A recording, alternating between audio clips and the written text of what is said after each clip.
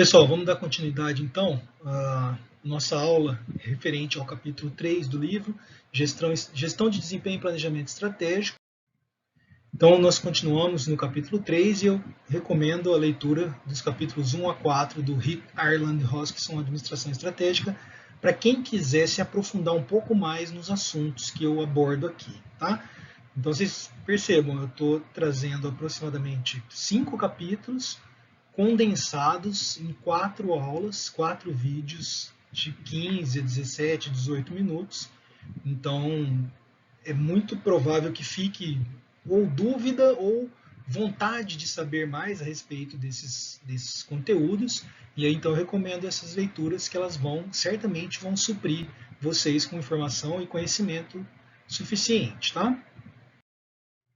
Bom, a gente estava falando então sobre a análise do ambiente externo. Nós, no vídeo anterior, focamos a análise das questões bem distantes, né, da empresa foco, que seria das dimensões bem distantes da empresa foco, que seriam as dimensões da sociedade, tá? E agora nós vamos focar nessas duas dimensões mais próximas, que é o ambiente da indústria, ou o setor que a empresa atua, e o ambiente da concorrência. Bom, definir os limites da indústria não é muito fácil, tá? Começa aí já. Então, qual é o setor que a minha empresa atua, né? Então, existem definições já pré-estabelecidas, é comum a classificação KNAI, por exemplo, tá?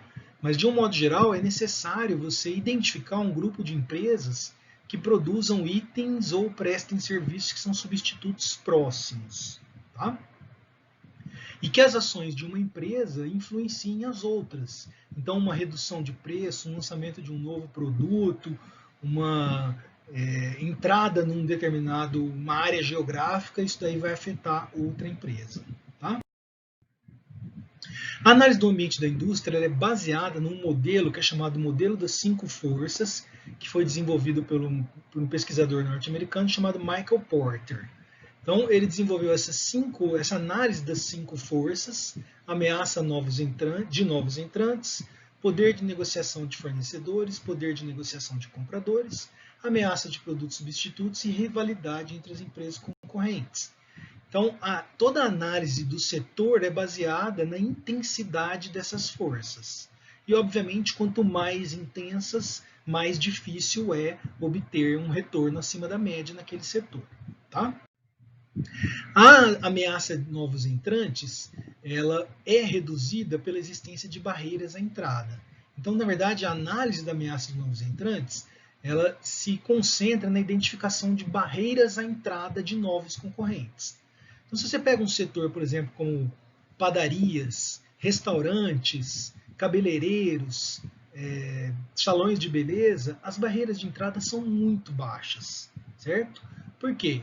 Porque precisa de pouco capital, não precisa de economia de escala, não é necessário você ter uma grande operação para se beneficiar de economias de escala, há pouca diferenciação nos produtos, os custos de mudança dos clientes são baixos, normalmente, tá? Não é necessário um acesso específico a canais de distribuição, e as políticas governamentais não interferem muito nesse setor. Você pega um setor como salão de beleza, por exemplo. Tá? Então, a qualquer momento pode surgir novos concorrentes. Tem outros setores que já é muito mais difícil. Se você pegar a indústria de bebidas, por exemplo, você precisa de economia de escala. Se eu quiser abrir uma cervejaria, é muito difícil você conseguir, e é uma cervejaria mais genérica, vamos supor, um concorrente da Brahma, da Antártica, da Skol, etc., eu não vou conseguir produzir com o mesmo nível de custo que uma empresa grande produz, porque existe economia de escala. E a necessidade de capital, então, será muito grande. Tá? Então, essa é a primeira dimensão. Poder de barganha dos fornecedores é outra dimensão que deve ser levada em consideração.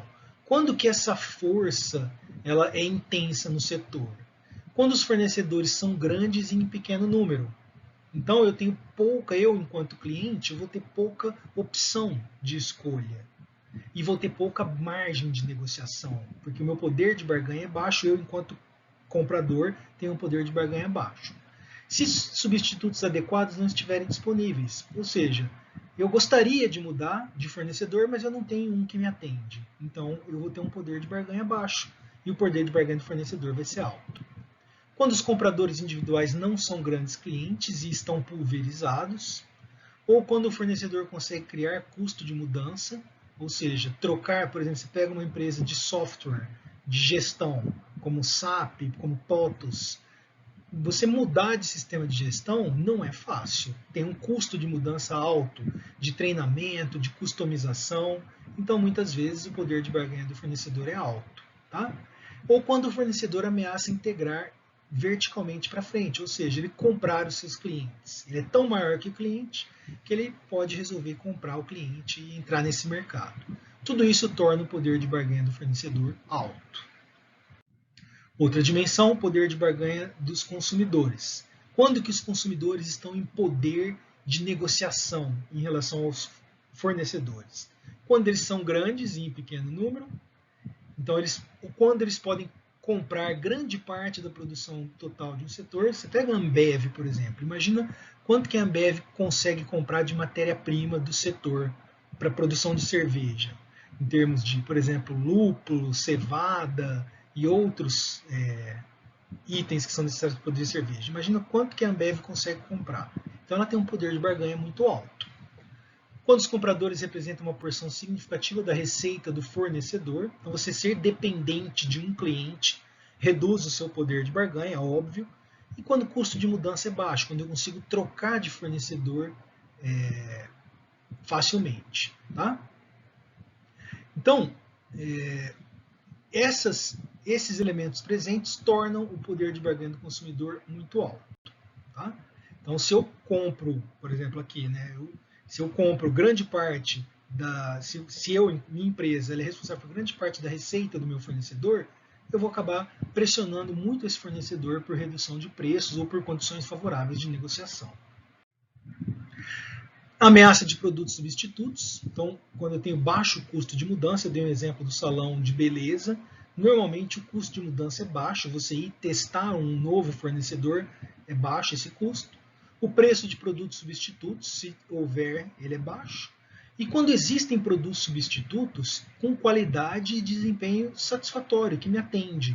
Então tudo isso faz com que seja muito fácil trocar de fornecedor. Tá? Então aí essa ameaça de produto substituto é grande. E a existência de rivalidade entre competidores. Quando tem muitos competidores no mesmo setor, sem que um deles predomine em termos de tamanho, em termos de tecnologia ou de diferenciação, então a gente prevê uma alta rivalidade nesse setor. Quando o setor está em baixo crescimento ou está diminuindo de tamanho, então pode ocorrer uma saída aí de alguns players. Tá? Quando há altos custos fixos e pouca oportunidade de diferenciação e baixo custo de mudança. Então a presença desses elementos faz com que a rivalidade entre competidores seja muito alta. E a rivalidade entre competidores normalmente vai se manifestar em termos de concorrência em mercados, guerra de preços, e isso faz com que a rentabilidade do setor diminua. Ok? Bom, e aí nós temos então uma interpretação da análise da indústria. Né? Então a ideia é a gente compreender aquele setor que a empresa atua ou que ela pretende entrar, ele é atrativo? Ele é pouco atrativo? Então um setor com pouca barreira de entrada, com fornecedores e clientes em posição de poder, forte ameaça de produtos substitutos e intensa rivalidade entre competidores, certamente é um setor pouco atrativo, porque ele vai oferecer baixo potencial de lucro ou de retorno. O contrário, um setor em que as empresas que ali existem, elas enfrentam, elas sabem que é muito difícil entrar, a entrada de novos concorrentes é muito difícil, por alguns daqueles fatores que a gente mencionou. Porque os fornecedores e clientes não têm um poder de barganha elevado, não há produtos substitutos. E tem poucas empresas e elas percebem que não é necessário serem rivais. Né? É quase como uma situação de um oligopólio, vamos pensar assim. Então, certamente, esse é um setor muito atrativo para quem já está lá, com elevado potencial de lucro, e ele vai atrair outras empresas que vão, de alguma forma, tentar romper essas barreiras de entrada aqui. Tá? influenciando, por exemplo, legislação e assim por diante.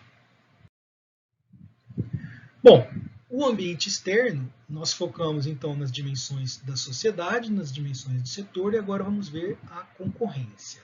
Tá? Bom, a análise da concorrência, ela é feita por meio de um levantamento e análise de informações a respeito dos principais concorrentes. A ideia é complementar os insights que foram produzidos pelas análises anteriores, ou seja, as análises das forças políticas, econômicas, sociais, tecnológicas e ambientais e do setor. Então agora nós vamos refinar a nossa análise com uma análise da concorrência. Como é que ela deve ser feita? Normalmente usa-se métodos de inteligência competitiva, tá? Que são métodos que são éticos, ou seja, que não envolvem espionagem, mas a ideia é obter dados e informações que permitam a gente entender o seguinte: o que o concorrente vai fazer no futuro?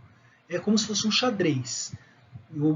A empresa atual, a empresa foco, ela tem planos, ela tem objetivos, ela tem estratégias, mas ela tem que levar em consideração, tá? Se eu tomar esse rumo, lançar esse produto, entrar num determinado mercado, como é que os concorrentes vão se mover? O que eles vão fazer para combater esse movimento que eu pretendo fazer ou que eu já estou fazendo?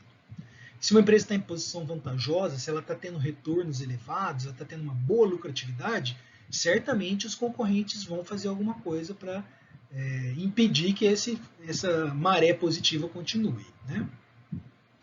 Então, quais são as capacidades do meu concorrente? No que ele é bom? No que ele é competente? O que ele está fazendo no momento e que posições futuras ele pode assumir? Que crenças ele tem sobre o setor? Então, aquela análise que a gente fez lá, será que o concorrente concorda com essa análise? Como é que ele vê toda a análise das mudanças ambientais que a gente elaborou cenários? O concorrente está ciente desses cenários? Ele tem trabalha com as mesmas premissas que nós? Isso é muito importante levar em consideração. E tem que se considerar práticas legais e éticas. Tá? Então as empresas trabalham, eu não posso garantir que todas trabalham assim, né? Certamente há espionagem, certamente há práticas ilegais. Mas a inteligência competitiva, ela se baseia em informação publicamente disponível, ela se baseia na participação de feiras e congressos, na coleta de material, de amostras da concorrência. Tá? Inclusive, buscar participar de fóruns de discussão, YouTube, etc., para entender como é que o cliente vê os produtos, né? Como é que os consumidores veem os produtos dos concorrentes. Tá? E o objetivo da análise da concorrência é responder essas 3 perguntas aqui. O que os concorrentes vão fazer no futuro? O que é provável que eles façam no futuro? Onde que nós temos vantagem sobre os concorrentes? E se temos, por quanto tempo ela será vantajosa? Ela será sustentável? Se os concorrentes têm vantagem sobre nós, o que faremos para combater isso? Como as decisões que nós tomamos, iremos tomar, podem mudar nosso relacionamento com os concorrentes? Em termos de, será que a rivalidade no setor vai aumentar? Então essas são as 3 perguntas que normalmente se busca responder numa análise da concorrência. Bom, em síntese, a análise do ambiente externo é muito trabalhosa, ela consome tempo e recursos, mas as empresas normalmente têm pessoas e sistemas dedicados a esse monitoramento do ambiente externo. Ela provavelmente deve incluir uma análise do ambiente internacional, até para identificar movimentos de empresas que não são concorrentes, mas que podem vir a ser concorrentes localmente. Ela busca identificar ameaças e oportunidades, construir expectativas de retorno no setor, e ela pode ser aplicada inclusive no nível individual. Tá? Então tudo isso que a gente comentou aqui, que é aplicado para empresas, a gente poderia levar isso para a nossa carreira também, para a nossa vida pessoal. Tá? Então o resultado da análise do ambiente externo é, a partir de toda aquela análise que a gente comentou, identificar oportunidades e ameaças. E o que significa identificar oportunidades e ameaças? Identificar caminhos, ações, cursos de ação que as empresas poderiam tomar. Não necessariamente elas irão tomar. Porque para aproveitar oportunidades ou para se defender de ameaças, é preciso levar em consideração as forças e as fraquezas da organização. E as forças e as fraquezas, elas serão identificadas na análise do ambiente interno, que é assunto do nosso próximo vídeo. Legal? É isso aí, gente. Obrigado, bom trabalho.